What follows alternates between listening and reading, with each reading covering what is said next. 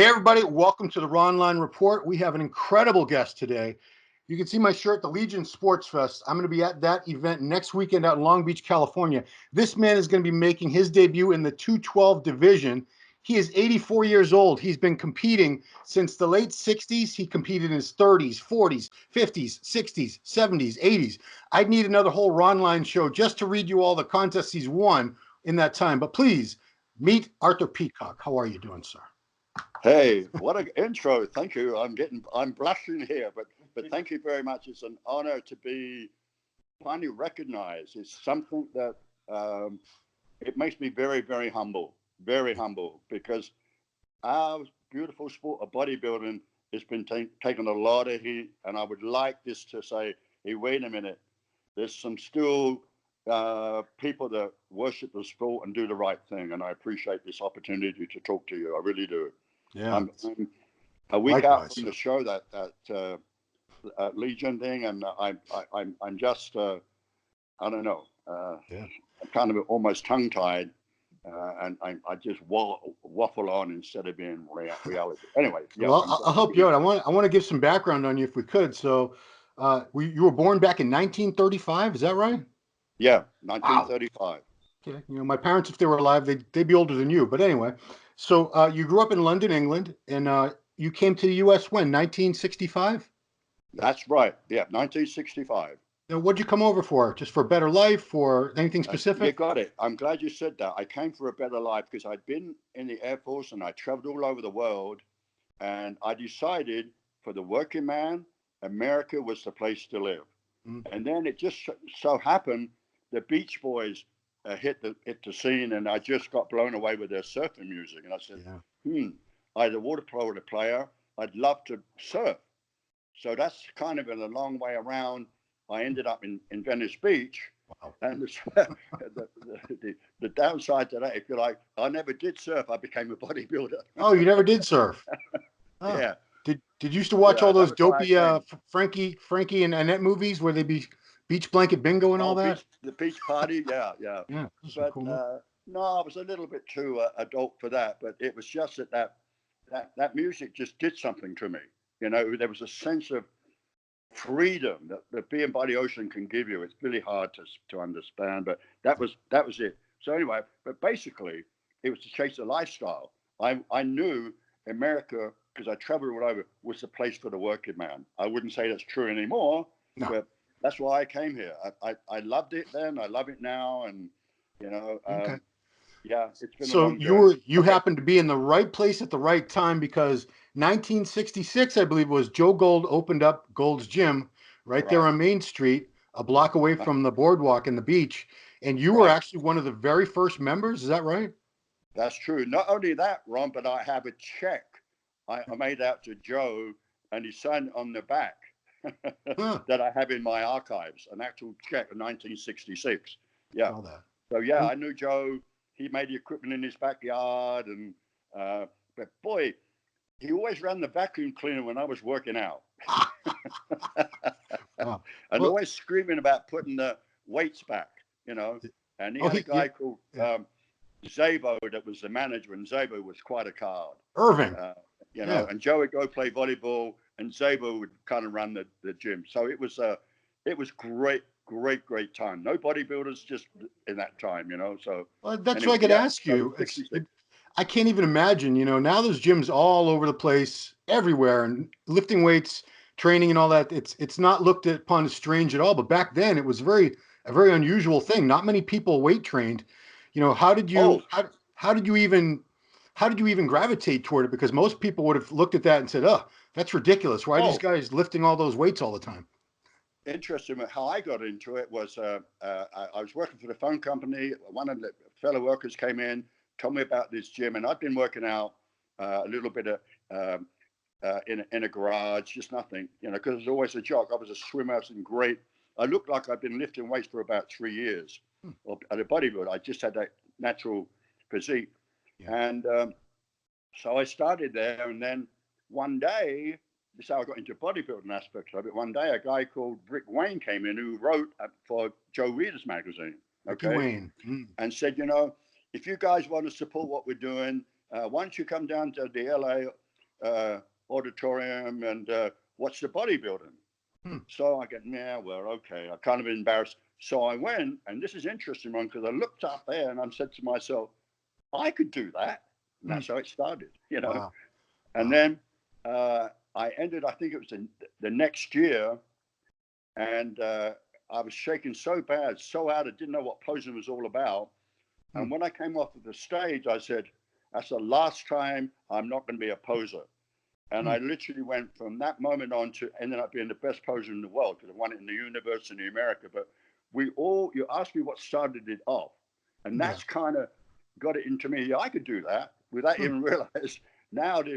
And that was like, what, 19, that's 50 years ago, you know? Yeah. And I'm still posing and I still know just how important. In fact, my mentor, Anthony, was just saying, we need to do your mandatories. Well, you know how many hundreds of times I've done mandatories, but you still have to do it. It's just like your column. You're so good because you polish, you work at it all the time. That's what we do. Anyway, Yeah. that's a long answer to your question. Next question. Yeah. So the gold, you were one of the first members. How long Right. did it take for that place to become the Mecca and for people like Arnold and Franco and Frank Zane and Dave Draper, Robbie Robinson, Ken Waller? How long did it take for that whole crew to start working out there on a regular basis? Well, first off, you've got to bear in mind that I retired in 71. And at that time, there was only a few people had migrated from wherever all over the country to be there. Zane was there at that time. Waller was there at that time. Franco, this is by the time I left by 71. Franco had come and joined Arnold, but Arnold didn't get there to about 66 or 67, I think. Yeah. And we were close friends for 3 years. I mean, him, Franco, and I, we ran together. In fact, a little anecdote, Franco Colombo built my fireplace, my rock fireplace in my house because he was a stonemason. Yeah. Wow. Yeah. Yeah. And he was the one that was training me for the professional America. And Ken Waller was my training partner. But anyway, that too, it really didn't take off until after I left when it became Arnold hadn't even won his first Olympia when I left. Oh, wow. You know, he had lost by one vote, I think, to Sergio, Sergio. yeah. And he was not a happy camper, but you could never tell it with Arnold. Arnold is probably one of the most special men I've ever met in my life. For me, he was just a kind, considerate person. I mean, very charismatic. Now, that's Arnold. If you've ever met him, that's Arnold.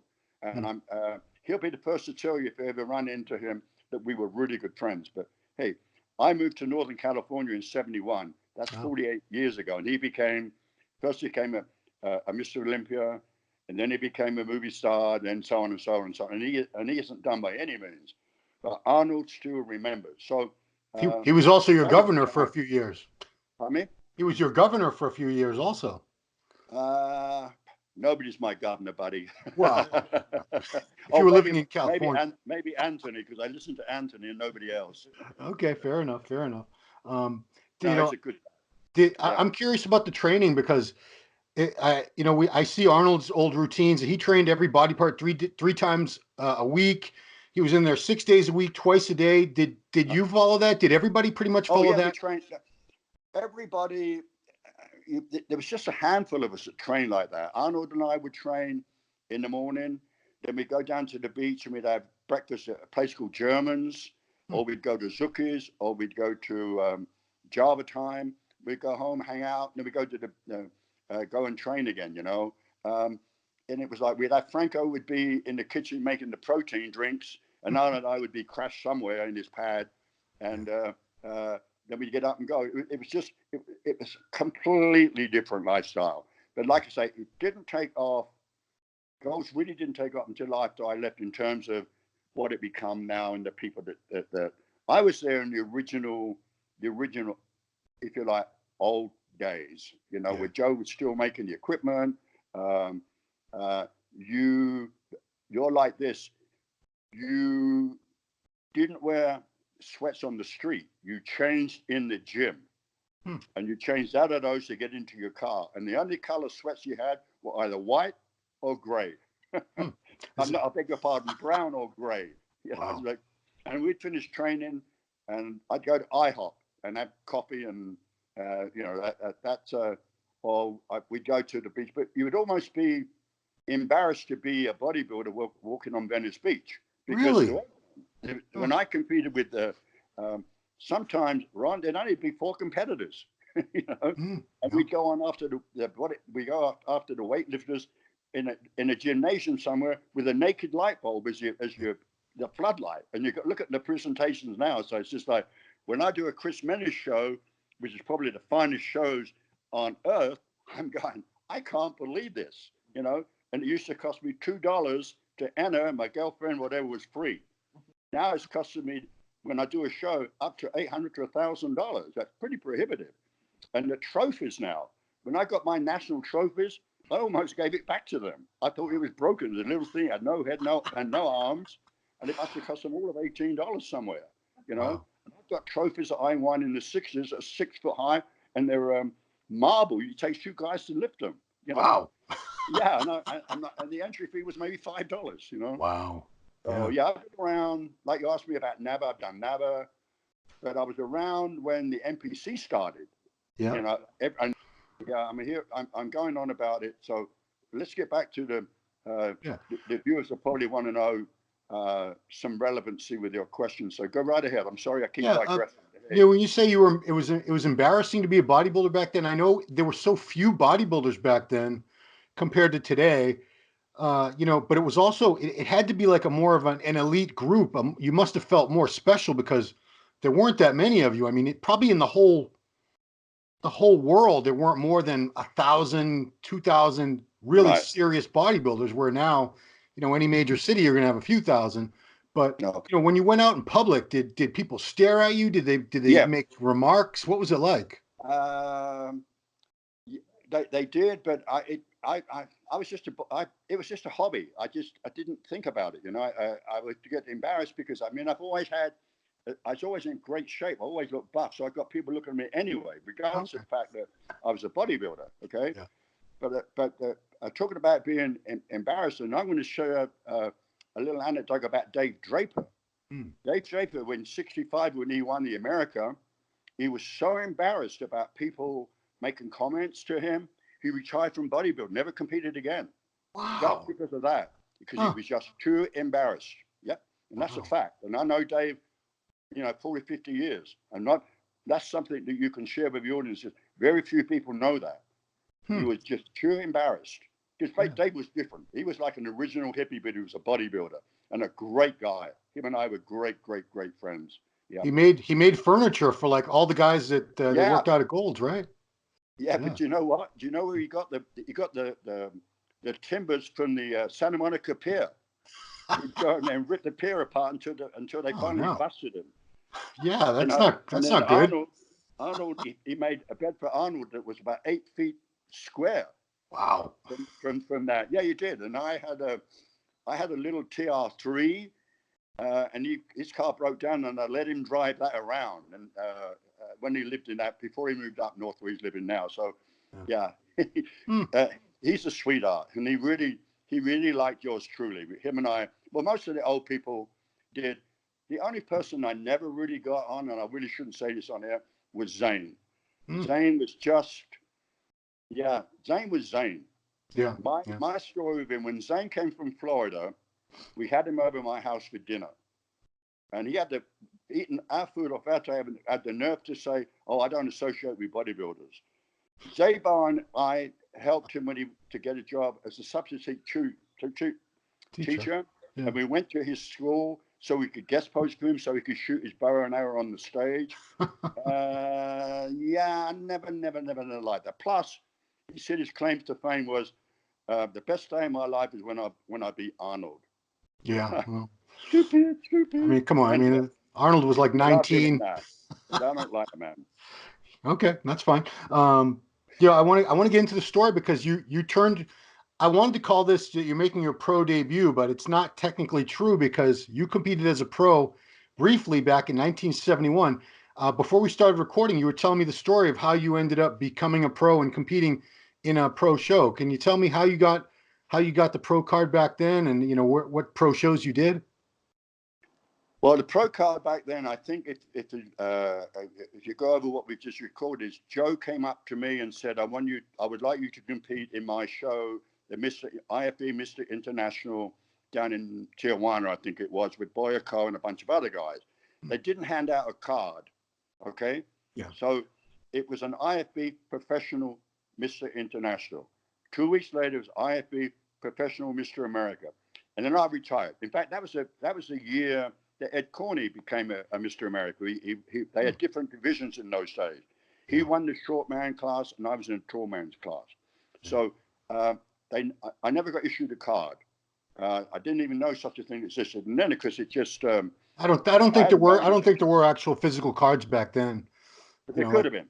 Yeah. But asking the wrong guy, I don't know. It's okay. You know, I know that I competed, and you know, I've got the trophies to prove it. I got an excellent picture. Maybe one day I'll send it to you, where I'm backstage with my ex-lady with my trophy on that Mr. America thing. Yeah, it's pretty interesting. One of my better pictures, you know, because I was never into taking photos. I wasn't into it. I was just it's what I did for a hobby. I didn't know bodybuilder was going to grow arms and legs the way it has. It's just astonishing, you know. Well, you had to, I'm not quite 84, but I'm 50. I still remember you had to take pictures with a camera. You had to take them to somewhere to get the pictures developed. It wasn't as easy to have a bunch of pictures of yourself where anybody can take with their phone now and take 1,000 pictures of himself every day. Well, see, Joe Weider had his own cameraman. His name was Art Zeller. Yeah, I knew Art. Well, Artie and I were, Artie was Artie, but he was a hell of a photographer. And most of the pictures I've got have been taken by Artie. But there was another couple of guys, and I'm trying to think of his last name. He flew out from New York to take the pictures of me on Venice Beach because I was quite well known. And maybe Jimmy Caruso? No, it wasn't Caruso. He was around at that time, and it won't come to him good. It will eventually because I'm old. Remember? Yeah, I'm the same way. Trust me.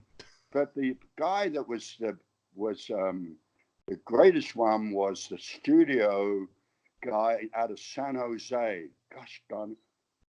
Gene Mosé. Russ Warner. Russ Warner, yeah. Mm-hmm. Yeah. He did a lot with me, so it's just like there's a lot out there that I've never seen, but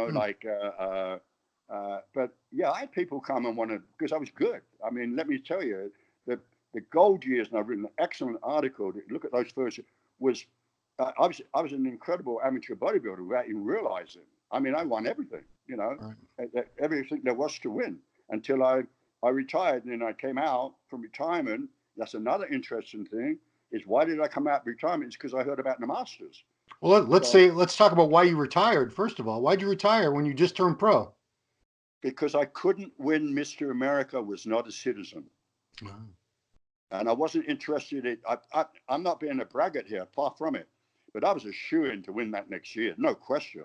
That was just that I just knew it. And if I couldn't win it, I've gone as far as I could go, Ron.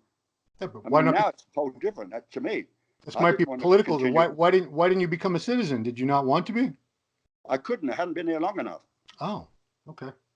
I mean, that's the logistics. I became a citizen after I did my 7-year residency. Actually, it took a little longer because we had a situation at Kent State University. I don't know if you remember that horrible thing. Yeah, the four people got shot in Ohio. Yeah. Yeah. Well, I don't really want to be political here, but when you can shoot your own citizens, what kind of a country is that? So I didn't become a citizen until I could reconcile that.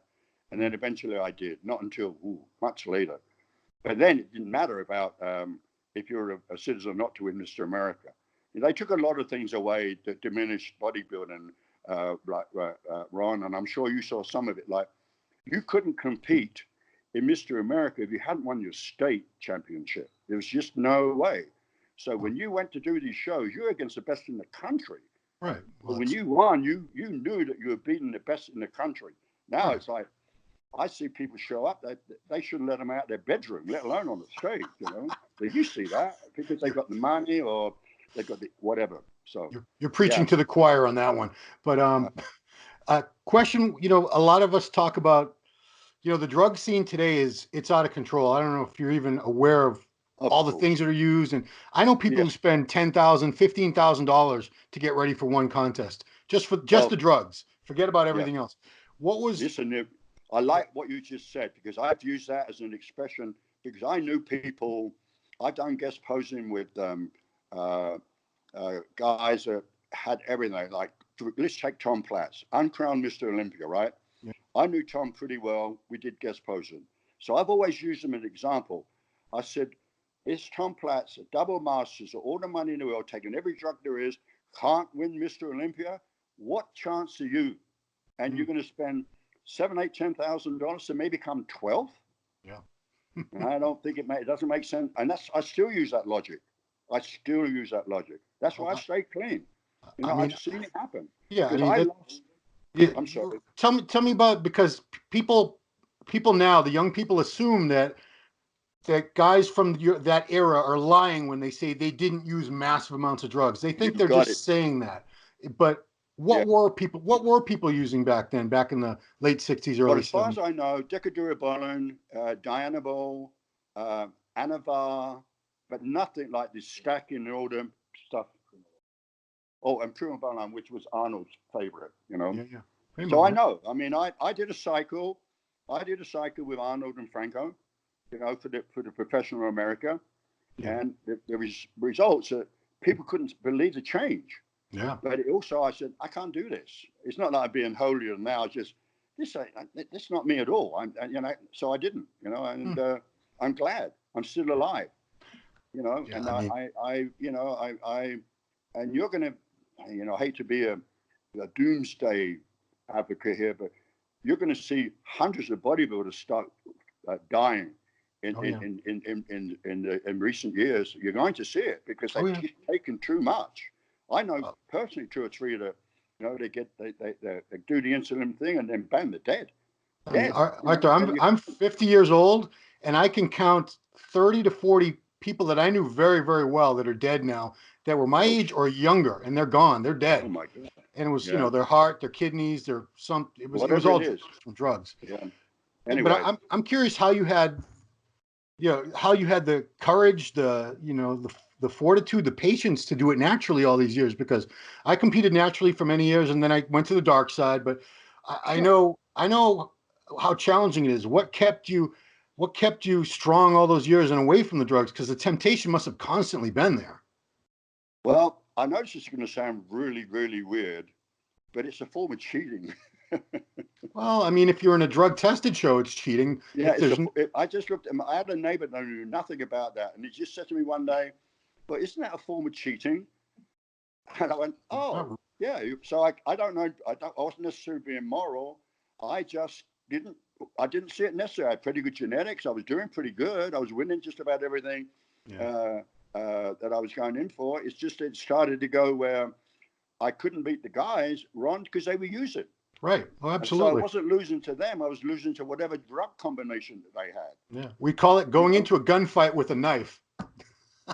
You're going to get Yeah, shot. really. It's just like uh, this at this point in my life. I'm at 84. I turned pro. I just got my pro card. When I got that card, I shared this with you. I cried. Yeah, I cried with the emotion. I thought it would be nothing to me, but because of Anthony and his belief in me, he said, because I'd retired, I'd almost died a couple of times, truly. yeah, And he said, "What do you want to do?" I said, "What I want more than anything else, Ron, and this is important because you're part of this, I want the recognition I deserve and I have earned." yeah, Look at that poop sheet. I've got guys strutting their crap have won nothing, or they won something 30 years ago. And here I am in 1 week's time competing in the 212 Pro Legion bodybuilding. I yeah, mean, that is absolutely amazing. yeah, And I think it'll go viral. I really do. And it'll yeah. give me finally the recognition, even you calling me.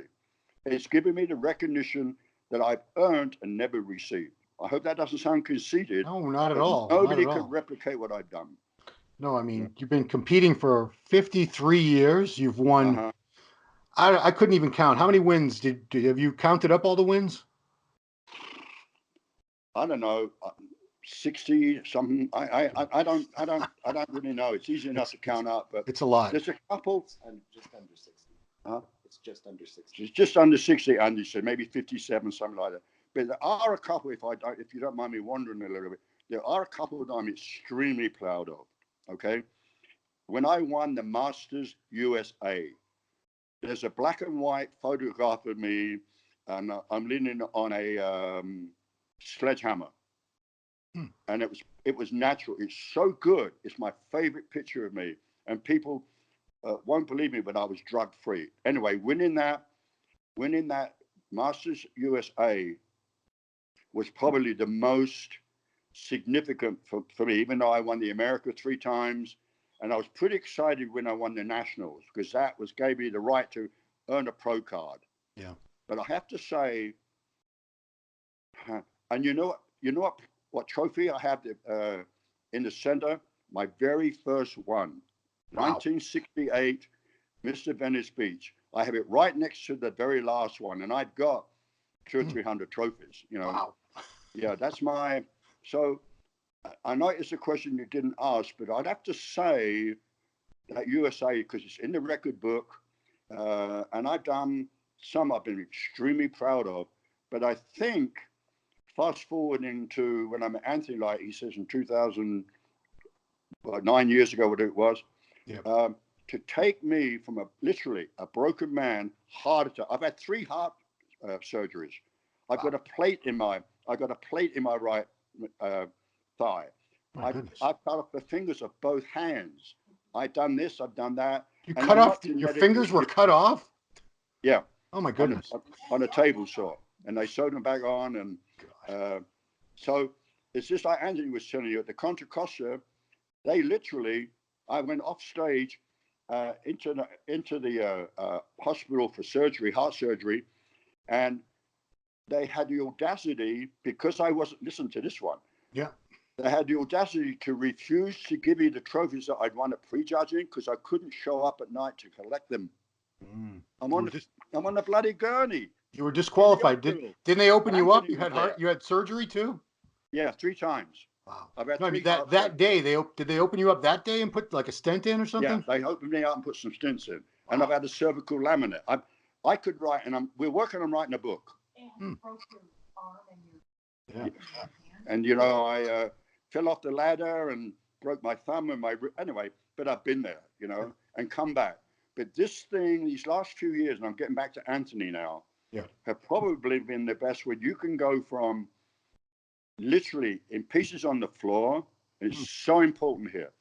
I went on to win 3 state titles, 2 national titles, and the Tahoe show. Wow. You know, in the last 6 years, all because of this man's tutelage. But you talk about getting up off the floor and saying, hey, you ain't dead until you start throwing sand on my face, you know? So, and you asked me why I stayed away from drugs. Yeah. It wasn't being holier than thou. I just couldn't do them. You know, it wasn't for me. It just was not for me. I had adverse effects. I can't even remember, but it never occurred to me to do them. And I only now regret, with bodybuilding, I can't compete anymore because they don't have my age division. They quit doing 70s and 80s, and now you're pretty soon they're not going to have 60s, and it's just going to be 45. You know, so why would they do that? That's terrible. Because it's the cost of the trophies. It's just business. It's business. Plus, you don't get a lot of guys bodybuilding, because of all the drugs and everything. It doesn't have a good reputation. You know, not on the local. Now it's like classic disease. This kind of, I mean, just these Mickey Mouse. You get 400 athletes, and not one of them's a bodybuilder, and they'll call it a bodybuilding show. Hello, what's wrong with that picture? So I got a little tired of competing, and in the 60s and the 50s, I would do well and I would win. But the writing was on the wall at the last show in terms of competing against guys that are 20 or 30 years younger than me. There's a man that won the over 50 at the Nevada State Champion. I've known him for a long time. Was unbelievable when he was 58. 2 years he'd be in the 60. That's the division that and there's no way I could beat. I took second. There's no way I could beat him, you know? And so that's the writing on the wall. So Anthony came up with this. I don't know how it all came about. Do this pro show, show the world, and then retire. Unless something comes out of it. You know, I'm hoping that Chris Menas is impressed with our everything and the reception. I'm hoping that I get an offer to maybe do work with him, maybe do guest posing, go to Russia or something like that. I don't know. It all depends on this interview with you, how people react to this. But I'm kind of thinking it's going to go viral. I'm just kind of thinking that people go, I want to meet this guy. Are you available? I've done it, you know, and that's kind of where I'm at now. And when I'm done here, I'm going to practice my posing. So you'll be at the show. You'll introduce yourself to me. You can make your own analysis, my God, or like, yeah, the guy's just an old has-been. But you can make up your own mind. And from that, you can just say, hey, I'm going to do a follow-up, you know, on Arthur. He's just got so much to tell me about the old days. I had so many questions and so forth. I just want to make it, your job, enjoyable, informative, and productive for both of us. And for sending a message out there, anybody can do it. If I can do it, Ron, anybody can do it. I mean, literally anybody. It's like, not genetically gifted. I'm not too symmetrical, but I'm sure so hard to beat. Well, can we bring Anthony Altamirano on right now? Would that be okay? Yeah. Thank you. Yeah, sure. Where is he? There you are. Hey, Ron, how you doing? I don't know if you guys can both get in frame. You'd have to put the phone way back. Yeah. Let me see what I can do. There you go. Perfect. Yeah. Right. So how did you guys meet? So I was living in a small apartment complex when I was younger, and I was walking by and I ran into his ex-wife, and she comes outside and she's like, hey, are you a bodybuilder? You know, I just started training maybe, I don't know, a year and a half or so in. And she said, well, my ex-husband was really good friends with Arnold, and he's a bodybuilder. And so she told me his age, and I couldn't believe it. So I said, I'd love to see a picture of him. So she shows me a picture, and I said, you know, I want to meet him if he ever comes down.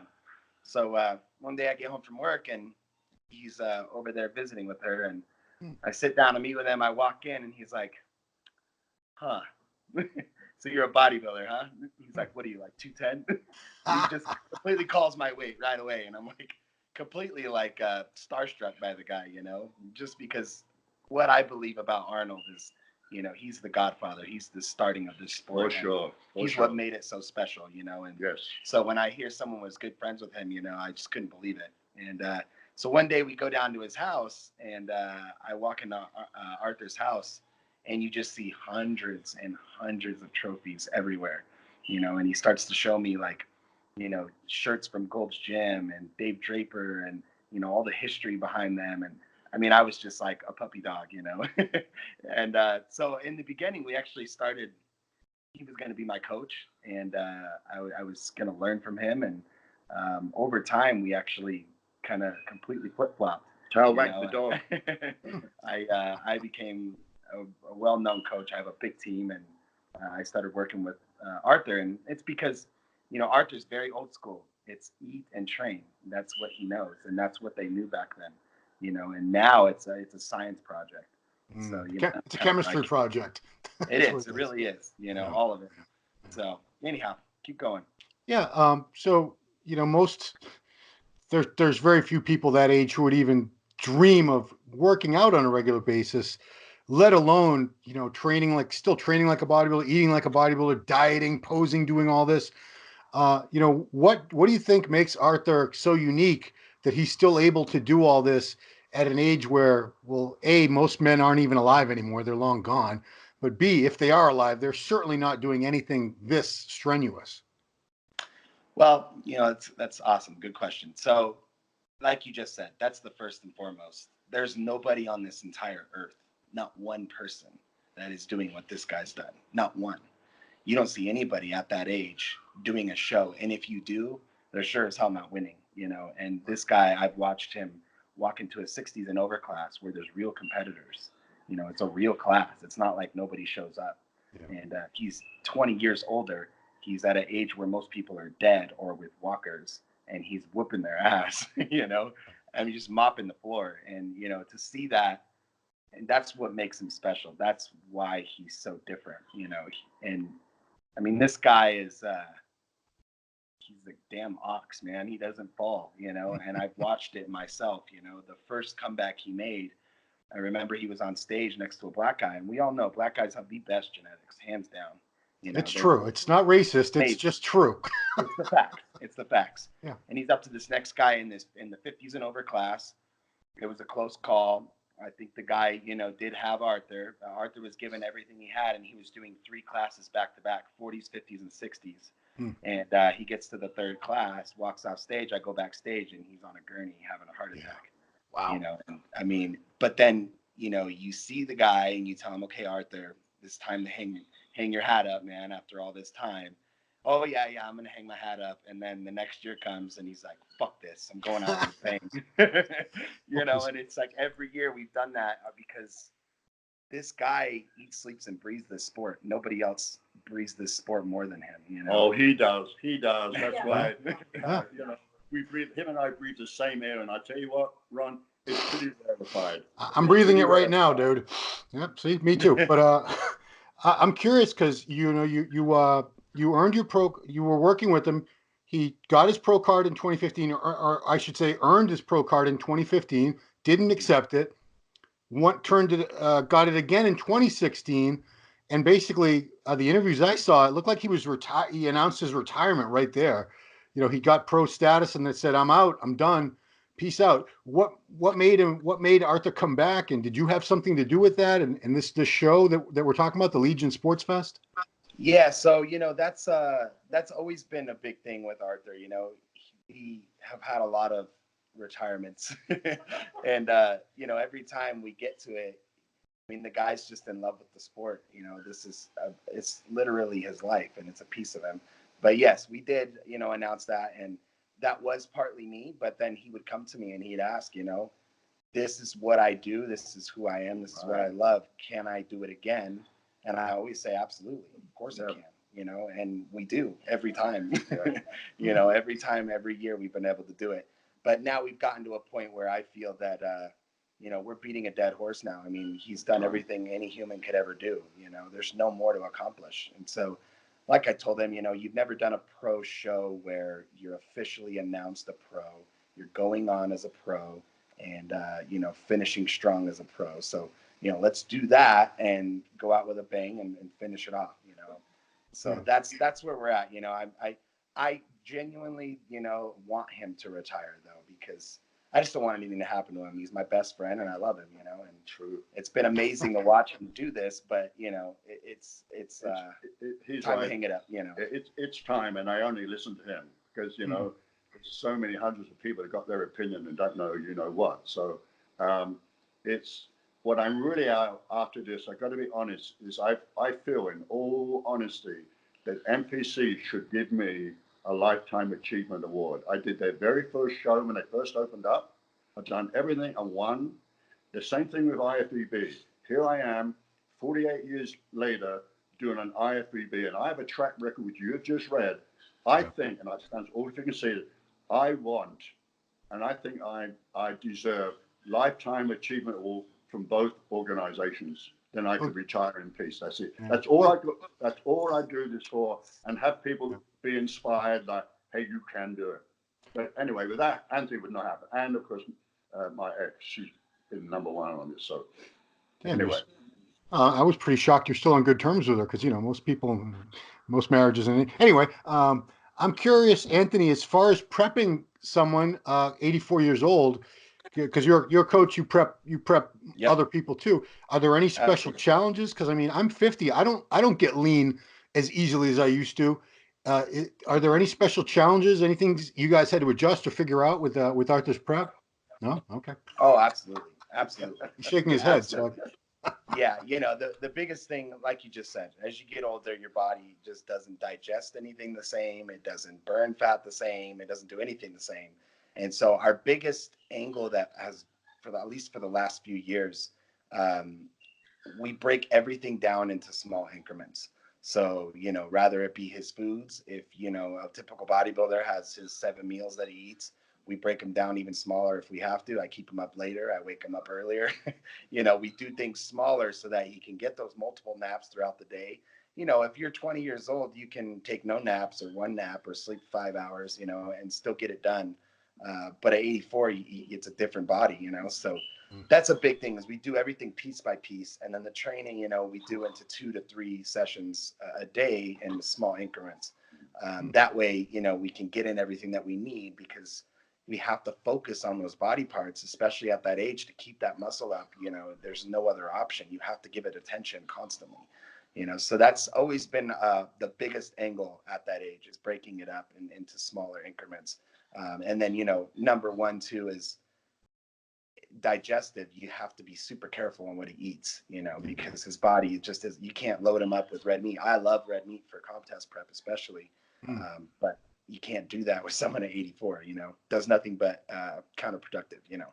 Right. So but yeah, that's I would say that's the biggest answer, is breaking it all up, going a lot more attention, but in smaller increments, so it's not so taxing.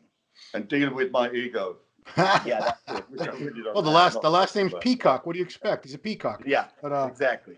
I have another question, Arthur, that came to mind. You know, like I said, I just turned 50. I have arthritis in my shoulder. I could talk to you about joint pain and this and that, but I'm curious, you know, what are your joints feeling like? Because you've been training a hell of a lot longer than me and most people that are going to watch this.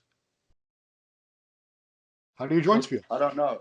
The hardest thing, I got over a shoulder injury. I did about 4 or 5 months ago, and that's the first time I've had anything that's been really lasting. I couldn't get the bar up to squat, and that really impacted me training for the show.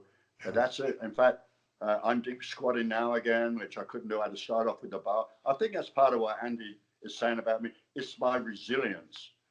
If you got me on the ground, dude, you better make sure you nail me down tight, because I'm going to get up and haunt your butt, you know. So pretty, that's my philosophy. But he's the one that believes in me. I don't believe in myself. I get depressed. I'm too old. My skin, the whole 9 thing, you know. But he'll say, "Look at what you've done." Even you, in your own way of looking at that, and you're going, "This is incredible. I've never met a guy like this." It is incredible. Well, it's good for you, Ron, and it's good for the sport, and it's good for the people that are listening. Yeah. If I can do it, and I've had more surgeries than anybody, I want to be known. If you look at on my poop sheet, it says Mr. Inspiration.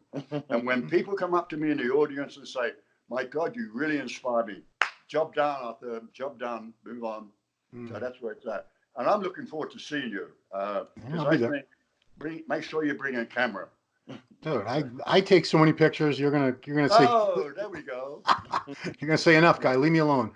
Now we're actually gonna have video there, and we'll be getting all kinds of good coverage of the show. And I definitely want to see more of you there. Any other people other than Anthony that you'd like to thank? I know we talked about the promoter, our man Chris Minns, or you call him Minnes. I'm not even sure how you say his name. Minnes. Chris. Yeah, it's Chris Minnes. Yeah, for sure. Yeah. Sure. Give him all. He has helped me out in terms of, he's provided me the hotel room, and he's provided me my canning. I think that he's going to be, if this thing works out, I think he's going to make me, and I'm hoping that he'll make me his poster boy. You know, he's a very great guy, very dynamic, very forward thinking. And when I first met him, he only had 1 show, and I said to him, "You are the future of bodybuilding." And that's a fact. Look, 8 shows, 10 shows, you know, I do his shows.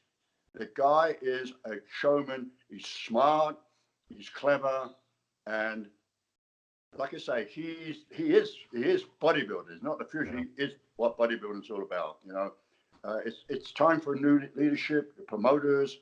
It's awfully expensive, but then it's awfully expensive to run. Yeah, and that's the guy that I would outside of Anthony, and I had a sponsor a long time ago that got me going, but Anthony had done everything for me, and Menace could be the next big step for my career in terms of, he might invite me to do Russia. I don't know how the man thinks. I met him. He's respectful. He's smart. But first and foremost, he's a businessman. But I'm a gold mine. All he has to do is get a shovel and start digging out the gold. Okay. Yeah. All right. Well, we don't have long to wait. We're gonna go see this show next weekend. It is the Legion Sports Fest at the Long Beach Convention Center in Long Beach, California. I'm psyched. I haven't been out west for a few years now. It's been a while, but looking very much forward to meeting you guys, seeing you do your thing up on stage. You've won something like 30 best presentation awards, so I'm sure your posing is something special to see. I'm a fan of great posing. I always put a lot of time and effort into it myself, and I appreciate people like yourself that really put the time and effort into that art form, because it is an art form when it's done properly. That's what it is. Yeah. And art short for Arthur. All right. So, guys, thank you so much. I appreciate Thanks you a taking lot, the Ron. time. Hey, Looking forward to thanks meeting a you lot, in real Ron. life. I really like your questions. I like them. I like you a lot. And I'm really looking forward to meeting you next weekend. Certainly. Pleasure Same. to meet you, Likewise, sir. Ron. All right, Bye. guys. Thanks, everybody, for watching Ronline Report. We will see you next time.